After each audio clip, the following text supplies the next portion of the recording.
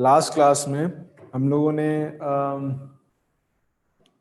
Light reaction देखा था और कार्बन फिक्सेशन भी देख ली थी। तो हमारे पास जर्नल स्टोरी जो बनी है वो जर्नल स्टोरी इस तरह से बनी है कि आपके पास कहानी स्टार्ट हुई with the splitting of water molecule in the presence of light and chlorophyll। आपके पास अल्टीमेटली प्रोडक्ट्स बने ATP और NADPH, और फिर ये दोनों प्रोडक्ट्स मूव करके गए into an ongoing cycle of जहां पर CO2 और RUBP मिक्स हो रहे थे, और आपके पास यहाँ पर ये ATP और NADPH यूटिलाइज हुए। तो स्टेप्स पे अभी उसको देखते हैं, एनर्जेटिक्स उसकी। और आपके पास एक फाइनल प्रोडक्ट बन गया यानी शुगर, प्लस आपके पास RUBP बना था जो कि हर सक्सेसिव स्टेप पे आपके पास दोबारा रीजनरेट हो गया। ठीक है, तो ये हमारे पास पूरी एक साइकिल बनी कि जिसमें हमने ATP एनर्जी बनाई, उस एनर्जी को यहां पर यूज किया, फिर शुगर बनाई, फिर एक RUBP जिसको हमने यहां रीजनरेट किया। ये वाला प्रोसेस आपके पास कहलाता है लाइट रिएक्शन।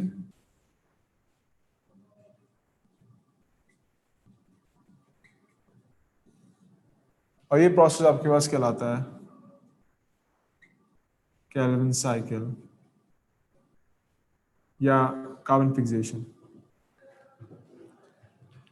ठीक है जी, तो ये कुछ इस तरह की बातें हम लोगों ने की थी।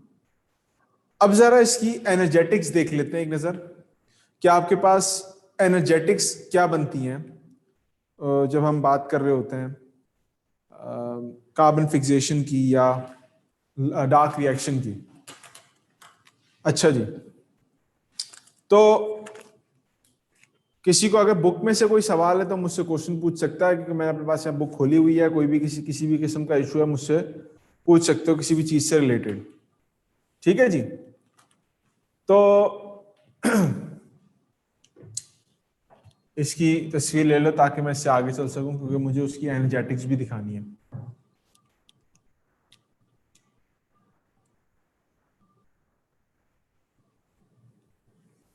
अच्छा जी, हमारे पास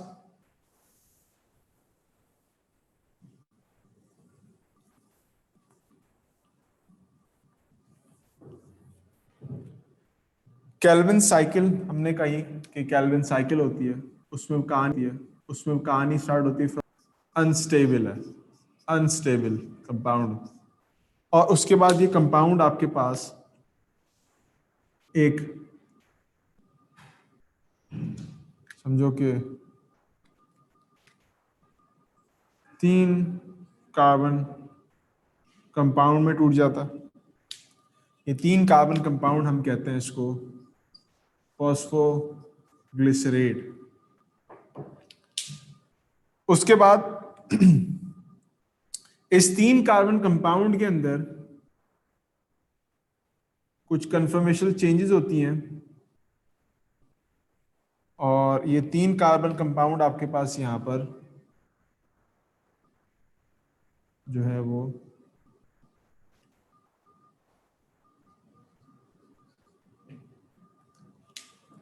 आपके पास कहलाता है।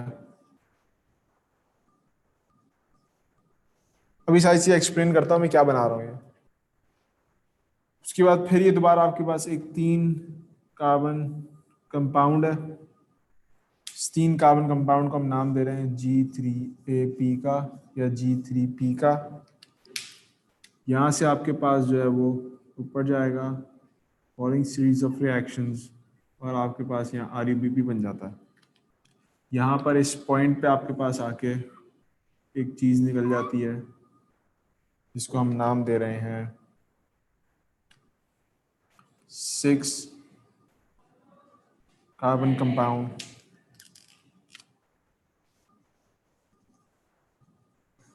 शुगर। ये साइकिल जो मैंने बनाई है इस साइकिल को बनाने की खास वजह यह है कि मैं इस साइकिल्स के जरिए अब मैं इस पे एनर्जेटिक्स लगाना शुरू करूंगा, एंजाइम्स की बात करूंगा। एंजाइम्स की बात करने के साथ मैं यहां पर आपके पास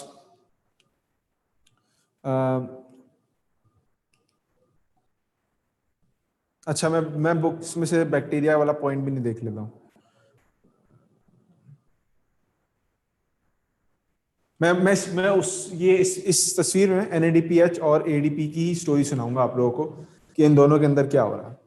अच्छा, अब जरा एक बात समझना, RuBP और कार्बन डाइऑक्साइड आपस में मिलने पहले 6 कार्बन कंपाउंड बना, उसके बाद ये टूट गए। टूट किस में गए? फॉस्फोग्लिसर एल्डिहाइड के अंदर, फॉस्फोग्लिसर एल्डिहाइड के अंदर। अच्छा, आपके पास जो फॉस्फोग्लिसर एल्डिहाइड है यानी जो PGA है, ये जब इस BPGA के अंदर यानी बिस फॉस्फोग्लिसरेट के अंदर कन्वर्ट होगा, तो अब इधर इसकी साइन समझना। साइंस ये है कि इस पॉइंट पे आपके पास 6 ATP। अच्छा, एक चीज आपकी बुक के हिसाब से मेंशन कर दूं ताकि आपको बात समझ में आए। मैं बुक के हिसाब से चल रहा हूं यहां पर 3 कार्बन डाइऑक्साइड और 3 RuBP की साइंस लेके। अगर हम 6 की बात करेंगे तो यहां 12 आ जाएंगे। अभी मैं टोटल बताता हूं आपको। तो आपके पास 6 ATP यहां इस्तेमाल होंगे। ये क्या करेंगे? ये अपना फॉस्फेट इस PGA को देंगे। जब ये अपना फॉस्फेट PGA को देंगे तो अपने पास से इनके पास एक जो फॉस्फेट है वो कम हो जाएगा, ठीक है ना। अब इसका पूरा नाम पढ़ो, इसका पूरा नाम क्या है? फॉस्फोग्लिसरेट यानी फॉस्फोग्लिसरिक एसिड, एक फॉस्फेट है। इसका फुल फॉर्म क्या है? बिस फॉस्फोग्लिसरेट, यानी वो चीज की जिसके अंदर 2 फॉस्फेट मिले हुए। अब मैं फॉर एग्जांपल ग्लिसरेट बनाऊं आपके पास, ग्लिसरिक एसिड है। अगर ग्लिसरिक एसिड एक फॉस्फेट के साथ जुड़ा हुआ है तो फॉस्फोग्लिसरेट हो गया। इस ग्लिसरेट के साथ एक यहाँ फॉस्फोरस आ गया, फॉस्फेट आ गया, एक यहाँ आ गया। ये क्या कहलाएगा? बायफॉस्फोग्लिसरेट या बिस फॉस्फोग्लिसरेट, यानी 2 बिस फॉस्फो हैं इसके पास, बिस फॉस्फेट्स हैं, ठीक है। तो ये फॉस्फेट इसके पास कहां से आया? किसने दिया इसको? PGA को। ये ATP आया, इसने इसको फॉस्फेट दिया और ये कन्वर्ट हो गया बिस फॉस्फोग्लिसरेट के अंदर। उसके बाद आपके पास ये बिस फॉस्फोग्लिसरेट जो है, अब ये जब कन्वर्ट होगा G3P के अंदर या G3AP के अंदर, तो यहां पर आपके पास अब 6 NADPH, 6 NADPH कन्वर्ट हो जाएंगे 6 NADP प्लस के अंदर, 6 NADP प्लस के अंदर कन्वर्ट हो जाएंगे। ये अपना इलेक्ट्रॉन इसको दे देंगे। इस फेज को हमने नाम क्या दिया था? याद करो जरा, स्टार्टिंग में हमने कुछ कैटेगराइजेशन की थी। हमने कहा था कि हमारे पास कार्बोक्सिलेशन जब भी होगी, उस कार्बोक्सिलेशन के अंदर CO2 प्लस RuBP होगा और आपके पास PGA बनेगा। फिर हमने कहा हमारे पास एक चीज होती है उसको हम कहते हैं रिडक्शन। रिडक्शन में क्या हो रहा है? PGA कन्वर्ट हो रहा है इनटू G3AP, लिख देता हूं चलो G3AP। फिर आप कहते हैं कि रीजनरेशन होती है हमारे पास। रीजनरेशन में G3AP आपके पास कन्वर्ट होता है इनटू RuBP। PGA का G3AP में कन्वर्ट होना, PGA का G3AP में कन्वर्ट होना क्या कहलाता है? रिडक्शन। रिडक्शन क्या है? हाइड्रोजन का ऐड होना या ऑक्सीजन का रिमूव होना या इलेक्ट्रॉन का गेन होना या ऐड करना। यहां ये NADPH अपना इलेक्ट्रॉन इसको दे देगा G3AP को, और खुद अपने पास क्या हो जाएगा? इसके पास एक हाइड्रोजन और एक इलेक्ट्रॉन की कमी हो जाएगी, NADP प्लस में कन्वर्ट हो जाएगा और ये आपको रिड्यूस कर देगा। यानी इस G3P को ये रिड्यूस किया है इसने, तो ये G3P बना। यानी बिस फॉस्फोग्लिसरेट रिड्यूस्ड हुआ तो आपके पास ग्लिसर एल्डिहाइड 3 फॉस्फेट में कन्वर्ट हुआ। ठीक है, अच्छा उसके बाद आपके पास ये G3P है, फिर ये आगे जाता है।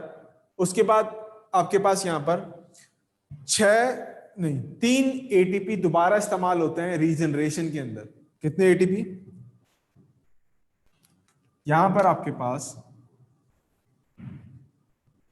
3 एटीपी दोबारा इस्तेमाल होते हैं for the conversion of this, और उसके बाद फिर ये आरईबीपी को राइबोलोस 1,5 बिस फॉस्फेट को दोबारा रीजनरेट करते हैं। ठीक है, तो आप अगर टोटल एक्सपेंडिचर देखो ऑफ एनर्जी तो आपको पता चलेगा कि आपके पास एक स्टेप में 6 एडीपी यूज हो रहे हैं, फिर एक स्टेप में 6 NADPH यूज हो रहे हैं, फिर आपके पास 3 एटीपी दोबारा इस्तेमाल हो रहे हैं। कौन कौन से फेज में इस्तेमाल हो रहे हैं? 6 एटीपी आपके फॉस्फो ग्लिसरेट, 6 NADPH आपके पास इस्तेमाल हो रहे हैं बिस फॉस्फो ग्लिसरेट, और ये 3 एटीपी आपके पास इस्तेमाल हो रहे हैं G3AP की कन्वर्जन में फ्रॉम टू RUBP की रीजनरेशन में।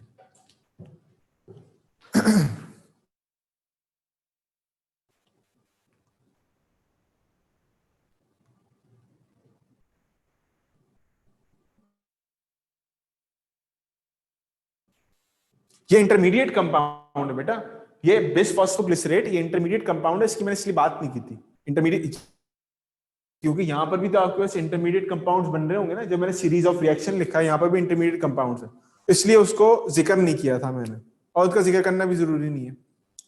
तो इसका मैं एक ओवरव्यू दे दूंगा आपको।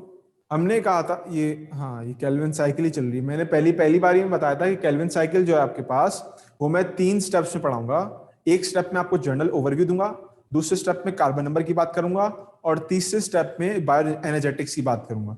तो यहां पर मैं बायो एनर्जेटिक्स बता रहा हूं उसकी। ठीक है, अब आप इसकी तरफ आओ एक नजर, तो आप देखोगे कि हमने जब आरयूबीपी को, अच्छा, बुक की साइकिल बनाई है मैंने, वरना मैं अगर अपनी साइकिल बनाता तो मैं डायरेक्ट 6 लिखता, 6 आरयूबीपी 6 CO2, लेकिन फिर लोगों को उसमें कंफ्यूजन होती है कि सर वहां तो ये लिखा हुआ है और ये है वो है फलाना ढमकाना, तो इसलिए मैंने बुक को ही एग्जाम्पल लेके चला ताकि आपके सामने बुक भी खुली हुई हो, ताकि आप उसमें से देखते रहो चीजें क्या चल रही। मैंने कहा कि हमारे पास यहाँ पर 3 RUBP 3 कार्बन डाइऑक्साइड के साथ मिलेंगे तो आपको एक 6 कार्बन कंपाउंड मिल जाता है। कितने बनेंगे 6 कार्बन कंपाउंड? आपको पता है कि यहाँ पर जो है वो 6 कार्बन कंपाउंड बनेंगे, बट 6 से आपके पास जो भी, देखिए सीक्वेंस में नहीं जा रहा, मुझे जरा इस पे नजर रखवानी है आप लोग। आपके पास 6 कार्बन कंपाउंड बनेगा जो कि अनस्टेबल होगा, टूट जाएगा, and 3 carbon compound, 3 carbon compound बनेंगे, उनको हम नाम देंगे PGA का। PGA का मतलब ये है आपके पास कि PGA जो है वो अब फॉस्फोग्लिसरेट जो है, फॉस्फोग्लिसरिक एसिड, अब वो कन्वर्ट होगा एक बाय प्रोडक्ट के अंदर जिसको हम नाम दे रहे हैं बिसफॉस्फोग्लिसरेट में। ये एक इंटरमीडिएट कंपाउंड बीच में बन रहा है इसके।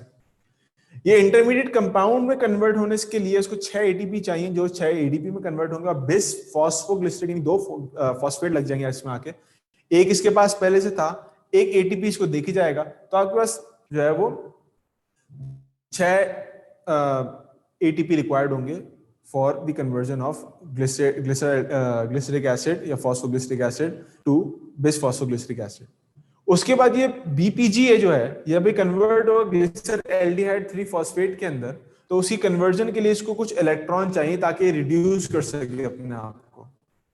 तो बिसफॉस्फोग्लिसरिक एसिड जो है वो रिड्यूस हो जाएगा इनटू G3AP ग्लिसर एल्डिहाइड 3 फॉस्फेट, और उस ग्लिसर एल्डिहाइड 3 फॉस्फेट में कन्वर्जन के लिए उसको 6 NADPH चाहिए ताकि वो अपने आप को रिड्यूस कर सके। इस रिडक्शन के लिए आपके पास जब ये रिडक्शन हो जाएगी तो उसके बाद ये G3AP बनेगा और G3AP फिर एक स्टेप में वो अपने पास यहाँ शुगर भी बनाएगा, फिर बाकी चार जाके रीजनरेट हो जाएंगे। यहां पर आपके पास जब ये NADPH आता है, ये रिड्यूस होते हैं, तो यहाँ से फॉस्फेट भी, इनऑर्गेनिक फॉस्फेट जो इसके साथ लगा हुआ था पहले, दो फॉस्फेट लगे हुए थे, अब एक फॉस्फेट भी रिमूव हो जाता है। इस वजह से अब ये सिर्फ एक सिंगल फॉस्फेट वाला बन गया।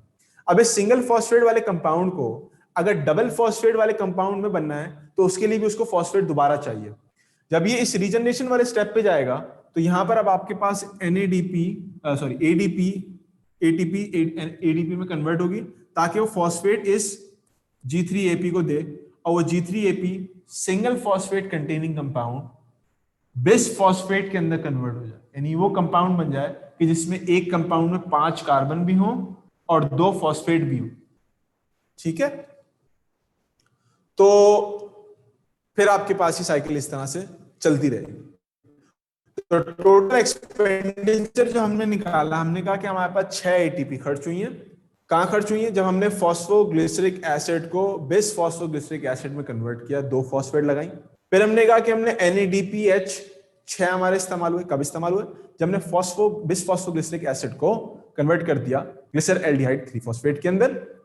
यहां पर इसने इसको रिड्यूस किया, साथ में इसकी एक फॉस्फेट भी सबके अंदर से रिमूव कर दी। 2 फॉस्फेट लगी हुई थी वो एक फॉस्फेट को रिमूव कर दिया, इनऑर्गेनिक फॉस्फेट यहां से रिलीज हो जाती है।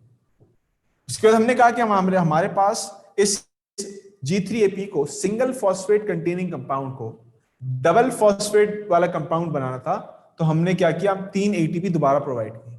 उन 3 ATPs ने आके हर स्टेप पे इसको एक एक फॉस्फेट दिया ताकि 5 कार्बन कंटेनिंग कंपाउंड के साथ 2 फॉस्फेट और आ जाए। तो आपके पास G3AP कन्वर्ट हो गया राइबोलोस 1,5 बिस फॉस्फेट के अंदर। यहां तक मेरी बातें सबको समझ में आई है?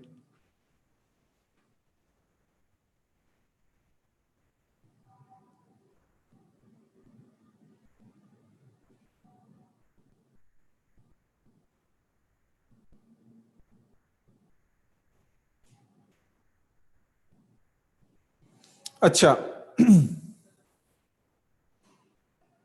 अच्छा, इसमें तो मैंने कोई ऐसी साइंस लगाई भी नहीं है जो समझ नहीं आया। देखो, मैंने सिर्फ सिंपल ये बातें बताई हैं आपको कि इस साइंस में हमें नहीं पढ़ना कि केमिकल रिएक्शन में क्या बॉन्डिंग्स बन रही, क्या नहीं बन रही। इसकी साइंस नहीं पूछी जाएगी आपसे कि अगर 3 ATP रिएक्ट कर रहे हैं तो वो किस तरह से रिएक्ट कर रहे हैं, उसमें कौन सा बॉन्ड बन रहा है, उनके बीच में क्या रिएक्शन चल रहे हैं। ये बात आपने जाननी नहीं है। सिर्फ याद कराने के लिए ये बता रहा हूं हर स्टेप पे कि कहां फॉस्फेट रिलीज हुई, कहां फॉस्फेट गेन हुई। हमारे पास बात स्टार्ट हुई 5 कार्बन कंपाउंड से जिसके पास 2 फॉस्फेट थी। जब ये यहां आया, 2 फॉस्फेट इसके बाद मौजूद थी। जब यहां टूट गया तो हर एक के पास एक एक फॉस्फेट चली गई। यानी अगर मैं 6 कार्बन कंपाउंड की बात कर रहा हूं तो इसके अंदर 5 और 2 फॉस्फेट होंगे। जब ये टूट गया तो 3 कार्बन और 1 फॉस्फेट एक तरफ, 3 कार्बन और 1 फॉस्फेट एक तरफ। इसका मतलब है कि 3 कार्बन जो एक PGA बनेगा आपके पास, उसके पास सिर्फ 1 फॉस्फेट होगा। उसको हमने 2 फॉस्फेट देना है। जब उसको 2 फॉस्फेट दिए गए तो उसके लिए हमें ATP चाहिए, यानी एक और फॉस्फेट देना है, उसके हमारे पास ATP चाहिए। जब हमने उसको ATP दिया तो उसने यहां पर एक और फॉस्फेट गेन कर लिया। इसका मतलब ये हुआ कि अगर हमारे पास कुछ ऐसा स्ट्रक्चर है, आज हमारे पास यहां पर एक ये फॉस्फेट है और एक ये फॉस्फेट है। हमने इसको तोड़ दिया 2 पीसेस के अंदर। 2 पीसेस का मतलब ये होगा कि 1 2 3 यहाँ, 1 2 3 यहाँ। आपके पास यहां पर एक फॉस्फेट है और आपके पास यहां एक फॉस्फेट आ गया, PGA ये बन गया आपके पास। अब हमने कहा कि इसके अंदर फिर दोबारा हम ऐड करेंगे फॉस्फेट। ये फॉस्फेट पहले से थी, ये फॉस्फेट हमने दोबारा ऐड कर दी। यहां पर हमने क्या इस्तेमाल किया? यहां पर हमने ATP इस्तेमाल किया। ATP इस्तेमाल किया, ATP ने अपना एक फॉस्फेट इसको दे दिया, तो 2 फॉस्फेट लग गए आपके पास। हमने कहा कि अब जब ये फर्दर आगे स्टेप से गुजरेगा तो यहां पर जो NADPH जब आया, NADPH जब आया तो वो कन्वर्ट हो गया NADP+ में। यहां पर आपके पास उसने एक फॉस्फेट दिया, एक फॉस्फेट पहले से मौजूद था, कुछ इलेक्ट्रॉन इसको डोनेट किए ताकि रिड्यूस हो जाए, और रिडक्शन के बाद इसने यहां से एक फॉस्फेट भी रिमूव कर दिया। ठीक है, यहां पर आपके साथ एक फॉस्फेट भी रिमूव हुआ। उसके बाद अगर आप इससे आगे चलो तो हमने अब मल्टीपल स्टेप्स के बाद इसको 5 कार्बन वाली चेन बनाना है। मल्टीपल स्टेप्स के बाद आपके पास ये 5 कार्बन की चेन बनेगी, इसमें कार्बन ऐड होते जाएंगे। एक फॉस्फेट आपके पास पहले से मौजूद था इसके अंदर। अब आपने यहाँ पर एटीपी को यूज किया, एटीपी को यूज किया, कन्वर्ट किया इनटू एडीपी। उस एटीपी ने आके अपना एक फॉस्फेट इसको दे दिया, तो आपके पास यहाँ पर जो कंडीशन बन गई वो क्या बन गई, बेस्ट फॉस्फेट की कंडीशन बन गई। ठीक है,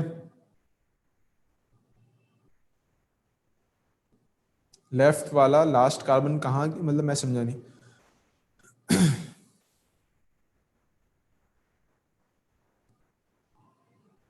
ये वाली साइकिल, अब पहले अगर साइंस समझ लो तो फिर मैं इसकी टोटल एनर्जेटिक्स में आऊंगा कि ये हमारे पास टोटल कितने इस्तेमाल होंगे। ये वाली साइकिल तो 2 दफा चलेगी ना, ये वाली साइकिल अगर 2 दफा चलेगी तो इसका मतलब हमारे पास टोटल एटीपी कितने इस्तेमाल हुए एक साइकिल के अंदर। पहले मैं ये क्लियर कर दूं कि यहां तक बातें समझ में आई है कि नहीं आई, उसके बाद मैं आता हूं।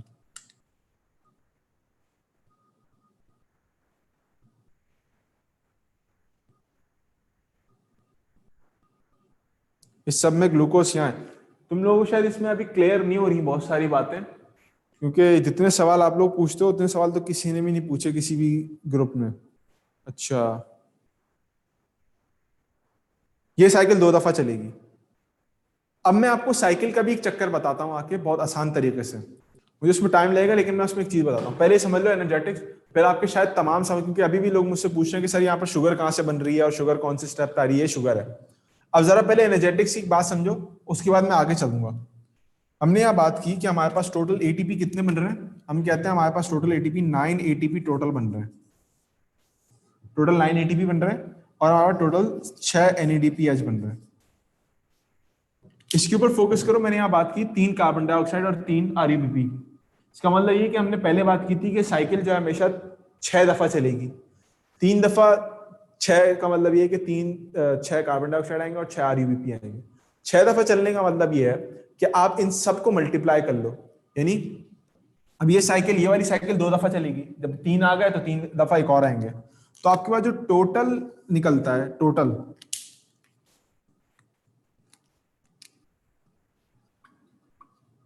टोटल आपके पास क्या बनेगा, 18 एन एटीपी और 12 NADPH आपको रिक्वायर्ड है for the synthesis of 1 molecule of carbohydrate.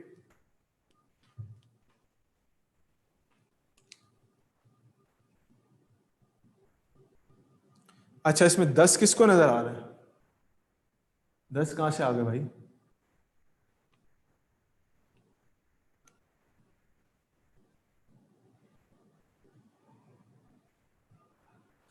इस तस्वीर जो बोर्ड पे बना हुआ है इसकी जरा तस्वीर ले लो, और मैं आपकी एक वो लास्ट अटेम्प्ट करने लगा हूं मैं, जिससे आपका ये बात क्लियर हो जाए कि हमारे पास ये साइकिल 6 दफा क्यों चलेगी, ये साइकिल में शुगर कहाँ बन रही है, और इस साइकिल में G3 भी कैसे आरईबीपी कन्वर्ट हो रहा है। ठीक है, वो मैं बहुत ही लास्ट अटेम्प्ट है मेरे पास कि मैं उसको उस तरह से समझा दूं, तो इसकी तस्वीर लो ताकि मैं बोर्ड मिटाऊं। हाँ, ये साइकिल आपके पास 2 दफा चलेगी, क्योंकि हमने कहा था कि 6 दफा आपके पास इस्तेमाल हो रहा है।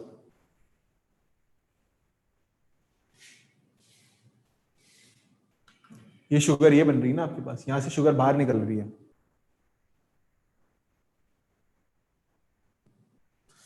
यहां से आपके पास जो है वो जब एनएडीपी ने आके रिएक्ट किया तो वो एक फॉस्फेट को उसने रिमूव भी कर दिया आके।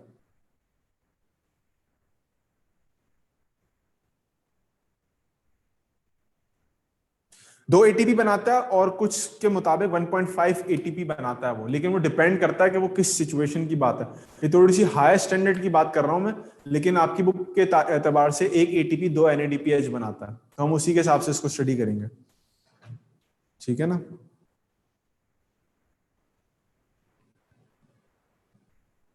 जो साइकिल 6 टाइम चलेगी उसी के हिसाब से तो 18 बनेंगे।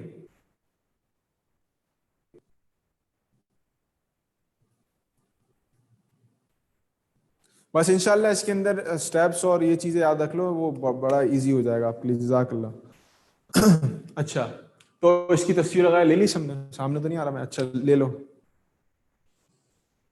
तो टोटल याद रखना। अब मैं अगर आपसे सवाल पूछूं कि लाइट रिएक्शन जब हम करते हैं तो लाइट रिएक्शन को करने के बाद कितने एटलीस्ट आपके पास एटीपी या एनएडीपी जनरेट होने चाहिए लाइट रिएक्शन में, जो कि एक मॉलिक्यूल ऑफ शुगर बनाने में मदद दें। तो उसका आंसर क्या होगा? आप कहोगे कि सर 18 एटीपी तो कम से कम जनरेट होने चाहिए लाइट रिएक्शन के दौरान फ्रॉम एटीपी सिंथेस, और आपके पास 12 एनएडीपीएच तो कम से कम जनरेट होने चाहिए फ्रॉम एनएडीपी रिडक्टेस, जिससे आपके पास एक शुगर मॉलिक्यूल बन सके। ठीक है, तो वो जो मुझसे सवाल लोग पूछते हैं और लोगों के दिमागों में भी आता है कि वो लाइट रिएक्शन के अंदर जो एटीपी बनता जा रहा है, एनएडीपी बनता जा रहा है, वो कितने बनने चाहिए? तो कम से कम आपके पास इतने बनने चाहिए इस एक शुगर मॉलिक्यूल के लिए। ज्यादा बने तो अच्छी बात है, कम ना बने, इससे कम बनेंगे तो ये नहीं बनेगा। ठीक है, प्लांट यूजली मार्जिन ज्यादा का ही रखता है कि 20 तो कम से कम बनने चाहिए एटीपी, और आपके 15-16 तो बनने चाहिए कम से कम एनएडीपीएच, कि कहीं शटल होने के दौरान जब वो शटल हो रहे होते हैं, एक जगह दूसरी जगह जा रहे हैं या मूव कर रहे हैं, वो कहीं और इस्तेमाल ना हो जाए। एनर्जी रिच मॉलिक्यूल है ना, कोई भी इस चीज को इनका इस्तेमाल कर सकती है, तो प्लांट यूजली ज्यादा बनाता है, लेकिन एटलीस्ट इतने होने चाहिए for the formation of one sugar molecule. ठीक है,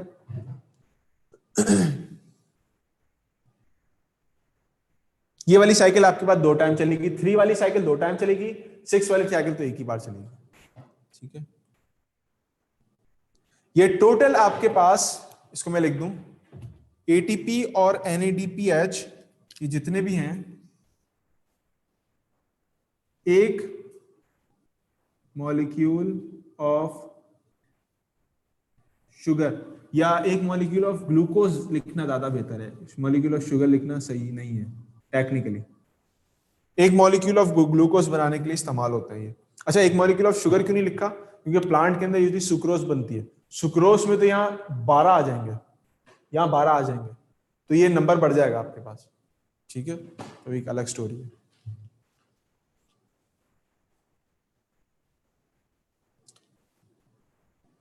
अच्छा, एक लास्ट बात बता दूं मैं आप, अच्छा ये सबने कॉपी कर लिया ताकि मैं इसको मिटा दूं? वो जो एक एटीपी से जो 2 एनएडीपीएच बन रहे हैं, उसको मैं कोशिश नहीं कर सकता आप लोगों को एक्सप्लेन करने की, वो सारी स्टोइचियोमेट्री है, और उसमें तो मैं एडवाइस भी करूंगा कि कोई ना पढ़े। ठीक है, क्योंकि वो जो मैंने बताया ना कि हाई स्टैंडर्ड्स के मुताबिक 1.5 एटीपी होते हैं एक एनएडीपीएच के अंदर, वो भी पीछे सारी कहानी स्टोइचियोमेट्री की है, तो उसकी डिटेल में ना जाओ, उससे रिलेटेड कुछ बातें हम लोग डिस्कस कर लेंगे, टोटल नंबर ऑफ इन सारी चीजों की। लेकिन ये नंबर कैसे बनता है, इसमें मैं थोड़ा सा, अगर आप लोग में हिम्मत होगी तो मैं इलेक्ट्रॉन ट्रांसपोर्ट चेन में थोड़ा सा इसका जिक्र कर दूंगा कि एक एनएडीपीएच 2 एटीपी या 1.5 एटीपी के बराबर कैसे होता है। ठीक है, वो उस वक्त देखेंगे, तो इसका जवाब मैं आप लोग को उस वक्त दूंगा, जिन जिन के दिमाग में अगर ये क्वेश्चन आ रहा है। तो ये थोड़ा सा डीप बात चली जाती है, और कुछ लोगों को इंटरेस्ट नहीं होता इसमें, तो मैं देख के करूंगा कि इंटरेस्ट है कि नहीं है। मैं इसको जरा मिटाता हूँ, फिर एक चीज बताता हूँ।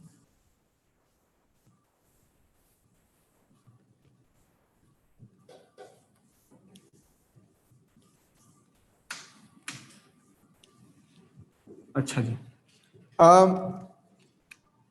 आपके पास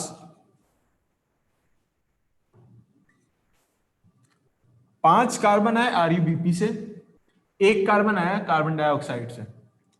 इन 5 और 1 में से आपके पास 1 2 3 4 5 रीजनरेशन के लिए निकल गए, और 1 आपके पास अलग चला गया यहां पर। अभी वापस गोल घूम के पहले स्टेप पे आ गए। स्टेप नंबर 1, स्टेप नंबर 2, इस 1 कार्बन का भी कुछ नहीं हो सकता, इस 5 कार्बन को प्लांट वापस लेके आया, किस काम के लिए? इस स्टेप के लिए, या इस वाले स्टेप के लिए। क्या करेगा प्लांट? ये 5 कार्बन फिर दोबारा यहां से ये वाले घूम के यहां आ गए। ठीक है, 1 कार्बन आपके पास बाहर से आया, एटमॉस्फेयर से, उसने आपके पास, इसको मैं यहां लाइन डाल दूं, यहां आ गया, इसको ब्लू सी डालूं, ये यहां आ गया। ठीक है, उसके बाद आपके पास इनके मिलने से,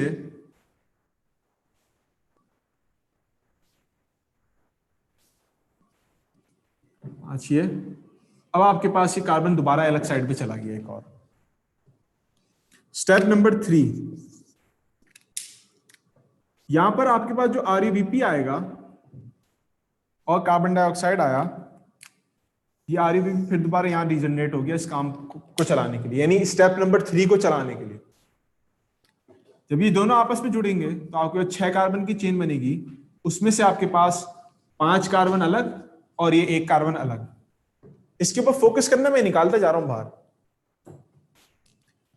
स्टेप नंबर 4, स्टेप नंबर 4 में आपके पास 5 कार्बन दोबारा रीजनरेट होंगे जो यहां पर आपके पास अलग हो गए थे। यह आपके पास कार्बन डाइऑक्साइड आया, आपस में मिले एक, 5 कार्बन दोबारा रीजनरेट हुए, उनमें से 1 कार्बन अलग निकल गया। पूरी साइकिल का मजमुआ बता रहा हूं मैं। अच्छा, 5th साइकिल दोबारा चली, आपके पास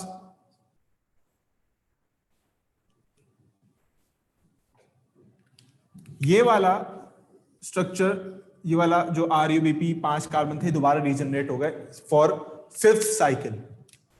आपके पास क्या बना, 6 कार्बन कंपाउंड बने और 1 कार्बन अलग निकल गया। 6th साइकिल की बात करते हैं। टोटल नंबर ऑफ कार्बन देखो यहां कितने जमा हो रहे हैं, इसको मैं जरा रेड से हाईलाइट कर दूं। ये 1 कार्बन निकला, ये 1 कार्बन निकला, ये 1 कार्बन निकला, ये 1 कार्बन निकला, ये 1 कार्बन निकला। टोटल नंबर ऑफ कार्बन कितने हो गए, 5। बाकी हमारे पास जितना ReBP बनते जा रहा है वो नेक्स्ट स्टेप में जा रहा है, जो रीजनरेट हो रहा है वो नेक्स्ट स्टेप में जा रहा है और अपना 1 कार्बन वो अलग करते जा रहा है एक साइड पे। लास्ट स्टेप देखो, 5 कार्बन, ये 5 कार्बन कहां से आए, ये 6th साइकिल में ये 5 कार्बन उस पहले वाली साइकिल से रीजनरेट होने वाला ReBP था। ये आपके पास यहां आया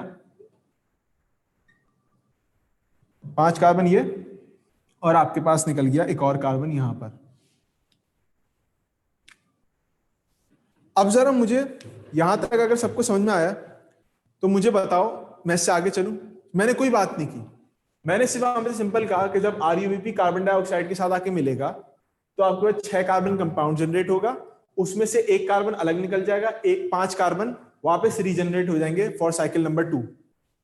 साइकिल नंबर 2 में भी बिल्कुल सेम काम होगा, ठीक है। फिर ये वापस निकल के फॉर साइकिल नंबर 3 चला जाएगा और इसका 1 कार्बन निकल के साइड पे आ जाएगा। फिर ये दोबारा साइकिल ऐसी चलेगी, ये कार्बन निकल के 4th साइकिल में चला जाएगा, पूरा 5 के 5 कार्बन, ठीक है। 5 कार्बन जो रीजनरेट हुए वो कार्बन डाइऑक्साइड के साथ मिलेंगे और फिर 6 कार्बन का स्ट्रक्चर बनाएंगे, उसमें से 1 कार्बन अलग हो जाएगा, 5 कार्बन फिर दोबारा 5th साइकिल में रीजनरेट हो जाएंगे। जब ये 5th साइकिल में रीजनरेट होंगे तो ये कार्बन डाइऑक्साइड के साथ मिलेंगे, 6 कार्बन कंपाउंड बनेंगे, उनमें से 1 कार्बन अलग, 5 कार्बन फिर दोबारा 6th साइकिल के लिए या 6th रिएक्शन के लिए दोबारा रीजनरेट हो जाएगा, यानी वहां जाके इस्तेमाल हो जाएगा। फिर आपके पास ये साइकिल ऐसी चलेगी, आपके पास 5 कार्बन का दोबारा निकल आएगा और आपके पास कार्बन 1 अलग निकल आएगी, यानी 5 कार्बन अलग और 1 ही सर्कुलर कार्बन अलग, ठीक है। अब आप एक मजे की बात देखो, यहां पर टोटल नंबर ऑफ रेड वाले कार्बन कितने, 1 2 3 4 5 6। इसका मतलब ये है कि 6 साइकिल्स चलने के बाद आपके पास एक सिंगुलर 6 कार्बन कंपाउंड निकला और बाकी आपके पास 1 2 3 4 5 6 5 6 30 कार्बन अलग निकल गए फॉर रीजनरेशन ऑफ ReBP। तो जब आपके पास 6 साइकिल चलती हैं तो हर साइकिल में 5 कार्बन रीजनरेट हो जाते हैं और 1 कार्बन अलग हो जाता है, और 6th साइकिल के एंड में आपके पास 30 कार्बन रीजनरेट हुए हुए होते हैं अगर आप नेट प्रोडक्ट देखो उनका, और आपके पास 6 कार्बन अलग हुए हुए होते हैं जिनको जोड़ के शुगर बना दी जाती है, ठीक है। तो ये बेसिकली वो प्रोसेस है कि जो हम कहते हैं कि जी 6 बार क्यों हो रहा है, 3 बार क्यों हो रहा है, 10 दफा क्यों हो रहा है, ठीक।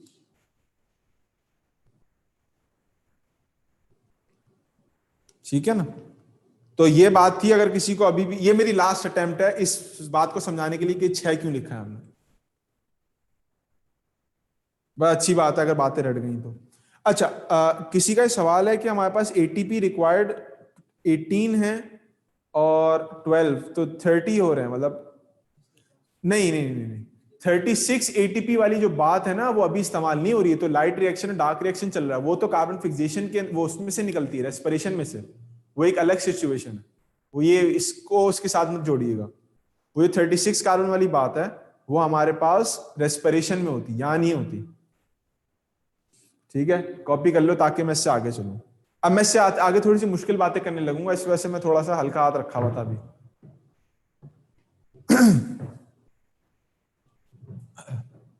अच्छा, अब हमारे पास एक एंजाइम को लेके हम लोग चलेंगे, एक एंजाइम को, और वो एंजाइम है रुबिस्को। रुबिस्को का काम क्या है? रुबिस्को का काम है आरयूबीपी यानी राइबोलोस 1,5 बिसफॉस्फेट को और आपके पास कार्बन डाइऑक्साइड को जोड़ के वो 6 कार्बन कंपाउंड बनाता है, फिर पीजीए बनाता है, फिर G3 भी बनता है, सारे काम। तो आपके पास जो नॉर्मल रिएक्शन चल रहा होता है वो चलता है किस हिसाब से? वो चलता है इस हिसाब से कि आपके पास आरयूबीपी और कार्बन डाइऑक्साइड मिलते हैं, इनको मिलाने में जिसका सबसे अहम रोल होता है उस एंजाइम का नाम है रुबिस्को।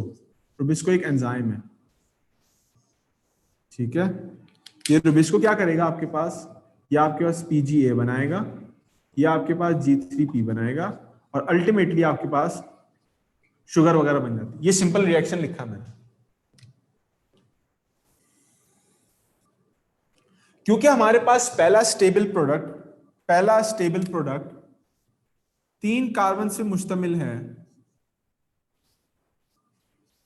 3 कार्बन से मुश्तमिल है, इसलिए हम इस साइकिल को नाम देते हैं C3 साइकिल।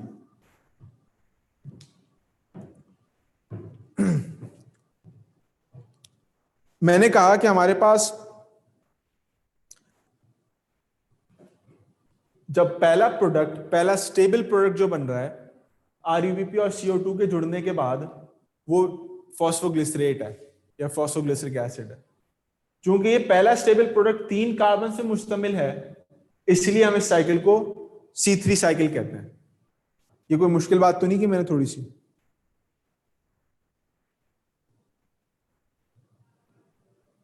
ठीक है ना? अच्छा, एक मसला यहां पर यह आता है कि आपके पास जो ये एंजाइम है रुबिस्को, ये थोड़ा सा अजीब सी नेचर का है। इसको जो चीज ज्यादा मिलती है उसके साथ जाके बॉन्ड करवा देता है, यानी उसको ट्रैप कर लेता है अपने पास, किसी एक का होके नहीं रहता। ये कह सकते हैं आप भाई, अगर आप कार्बन डाइऑक्साइड को आरयूबीपी के साथ बॉन्ड कर रहे हो तो आप उसी के रहो कार्बन डाइऑक्साइड के। लेकिन ये कभी कभार करता क्या है कि अगर फॉर एग्जाम्पल प्लांट को कोई स्ट्रेस आ जाए वाटर का, प्लांट को वाटर का स्ट्रेस आएगा, आपको पता है जब प्लांट की लीव्स के अंदर पानी की कमी होती है तो वो स्टोमेटा क्लोज कर लेते हैं। अब जब स्टोमेटा क्लोज हो गया, साथ साथ फोटोसिंथेसिस भी चल रही है, तस्वीर बना देता हूं। या आपके पास एपिथेलियल सेल है, या आपके पास मीजोफिल का पोर्शन है, पैलिसेड सेल्स वगैरह मौजूद हैं, स्पंजी मीजोफिल सेल्स, ये वो।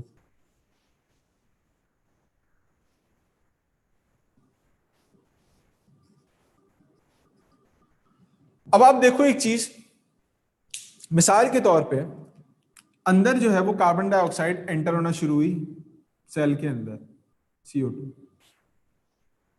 CO2 तो जाएगी ना, CO2 यहाँ है, CO2 यहाँ है, CO2, ठीक।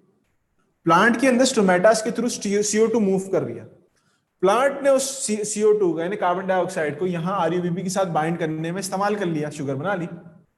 कौन बाइंड करवा रहा है इनको? रुबिस्को। लेकिन एक टाइम ऐसा है कि प्लांट जो है ना वाटर डेफिसिट कंडीशन में पहुंच गया, उसने स्टोमेटा बंद कर दिया। प्लांट के पास कार्बन डाइऑक्साइड जितनी अंदर जमा हो रही थी, बाहर तो नहीं निकल रही, कम कम निकल रही है, जितनी जमा हो रही थी उसने उसको इस्तेमाल कर लिया। एक टाइम आया कि प्लांट के पास CO2 के बजाय ऑक्सीजन की कंसंट्रेशन बढ़ गई अंदर।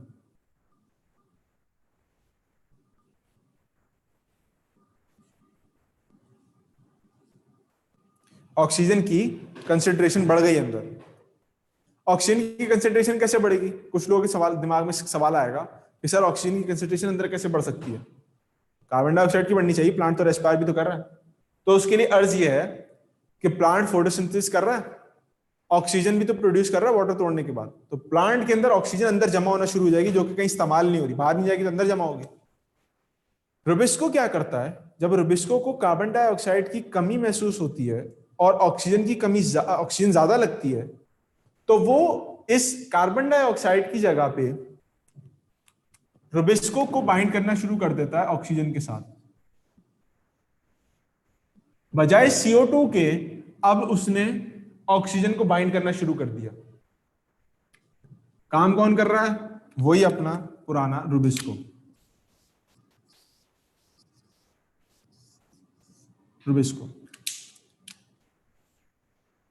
अब ये कंडीशन अच्छी नहीं है प्लांट के लिए। प्लांट ने तो ये करना था, ये करना, ये करना, ये करना। अब प्लांट को क्या करना पड़ेगा? प्लांट ने ऑक्सीजन के साथ रुबिस्को ने बाइंड कर दिया। अब आपके पास एक प्रोडक्ट बनेगा, उस प्रोडक्ट का नाम है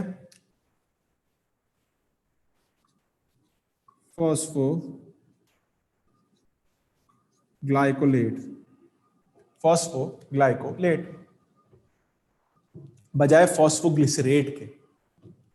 यहां तक मेरी बातें समझ में आ रही हैं? मैं कुछ और जबान तो नहीं बोल रहा।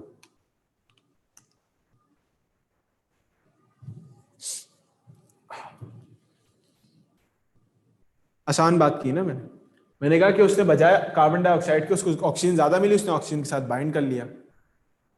हमारे भी लोग होते हैं ना कुछ ऐसे, कोई नहीं मिला तो किसी और के पास चले गए, तो उसको वो नहीं मिला कार्बन डाइऑक्साइड रुबिस्को को, वो ऑक्सीजन के पास चला गया, उसने ऑक्सीजन को बाइंड करना शुरू कर दिया।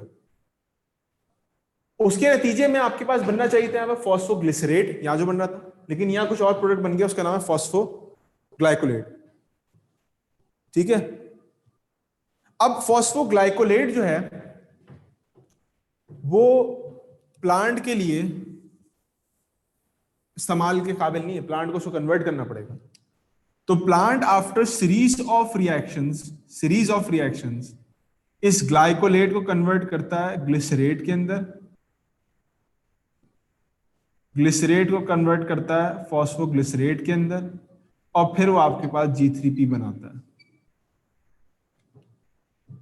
काम वही किया उसने, लेकिन उससे पहले कुछ सीरीज ऑफ रिएक्शन और आ गए। चूंकि आपके पास ये फॉस्फोग्लाइकोलेट जो है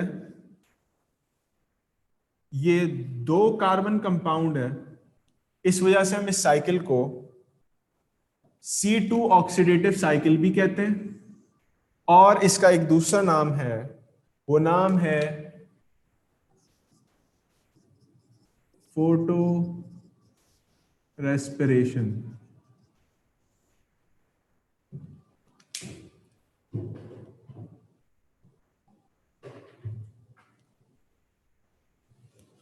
ठीक है। सेरीन भी आता है बीच में पूरी साइकिल के अंदर। 3 अलग अलग ऑर्गेनल्स में पूरी साइकिल चलती है। क्लोरोप्लास्ट के अंदर आपके पास ग्लाइकोलेट बनता है, फिर वो नीचे जाता है, सेरीन बनता है, फिर आपके पास ग्लाइसिन बनता है, फिर ग्लिसरेट बनता है, फिर PGA बनता है, फिर G3 बनता है। क्लोरोप्लास्ट से पेरोक्सिसोम, पेरोक्सिसोम से माइटोकॉन्ड्रिया, माइटोकॉन्ड्रिया से फिर दोबारा पेरोक्सिसोम, और पेरोक्सिसोम से ये फिर दोबारा क्लोरोप्लास्ट में आता है, उसके बाद शुगर बनाता है। तो आपके पास जो है ना ये फोटो रेस्पिरेशन बन जाती कहलाती है।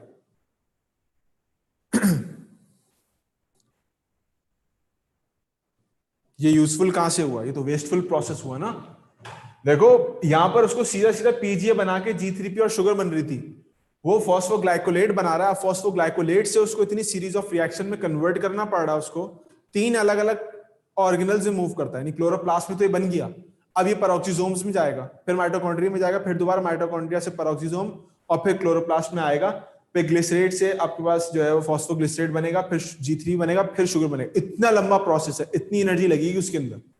फोटो रेस्पिरेशन के अंदर तो एनर्जी नहीं लग रही, सिंपल हो गया काम, इसमें कहीं ATP खर्च नहीं हुई इसको बनने में। इसके बाद अगर इसने इस फॉस्फोग्लाइकोलेट को कन्वर्ट करना है शुगर में, तब इसके पास ज्यादा एनर्जी लगेगी। ठीक है। तो हाँ,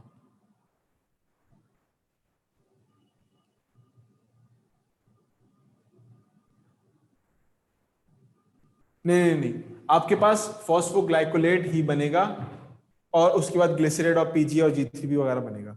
ठीक है। वो उन्होंने जो आपकी बुक के अंदर जो रिएक्शन लिखा है ना, जो पूरा रिएक्शन जो डब्बे के अंदर लिखा है वो रिएक्शन, वो पूरा कंप्लीट रिएक्शन है।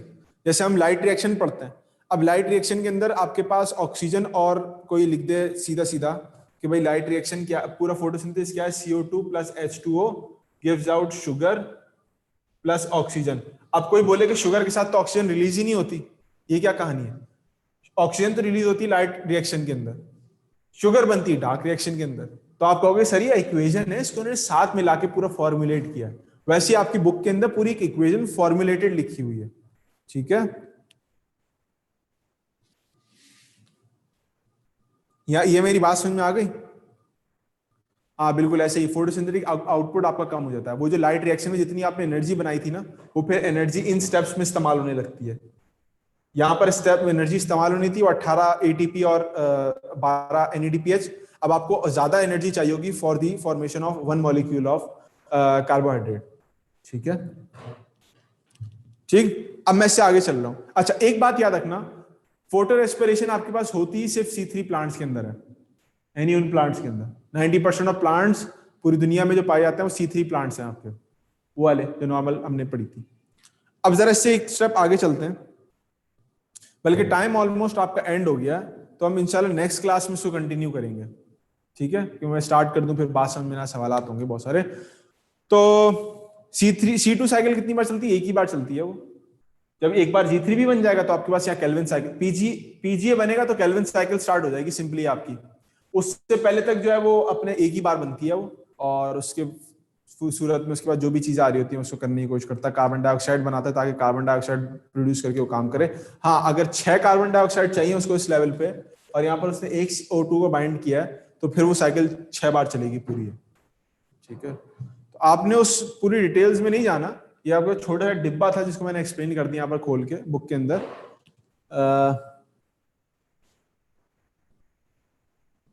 C3 प्लांट्स में तकरीबन आपकी पूरी दुनिया में 90% प्लांट जो है C3, आम, टमाटर, आलू, भिंडी, सारे सबके प्लांट जो है C3 हैं। C4 एक डिफरेंट क्लास है, उसको हम देखेंगे बाद में, ठीक है? अच्छा हाँ, रुबिस्को जो है वो ऑक्सीजनेशन भी करता है और कार्बोक्सिलेशन भी करता है, तो उसने वहां पर C3 के अंदर CO2 के साथ बाइंड कर लिया। और C2 साइकिल है, C2 प्लांट्स नहीं होते कोई, C2 साइकिल पाई जाती है C3 प्लांट्स के अंदर, इसी वजह से इसका दूसरा नाम फोटो रेस्पिरेशन भी है। जब ये पढ़ा दूंगा तो बुक की डिस्कशन करूंगा। बुक के अंदर अगर किसी को कोई सवाल होगा तो मुझसे पूछ ले, मैं बुक लेके साथ में इसलिए खड़ा हूं कि उसको कुछ पढ़ना हो तो पढ़ के बता दूंगा, या कोई चीज पूछनी हो तो पूछ के बता दूंगा। हाँ मैं इसके MCQs भी साथ साथ करवाऊंगा, ठीक है? तो इंशाल्लाह फिर नेक्स्ट क्लास में इसकी डिस्कशन करते हैं। आज के लिए इतना ही रखते हैं। अस्सलाम वालेकुम।